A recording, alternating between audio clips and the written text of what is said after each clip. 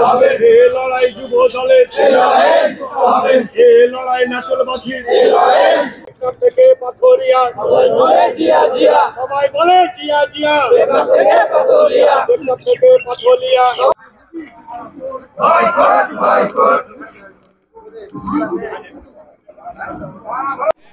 যে দুর্ঘটনা ঘটিয়েছে আপনারা অনেকে শুনেছেন, দেখেছেন।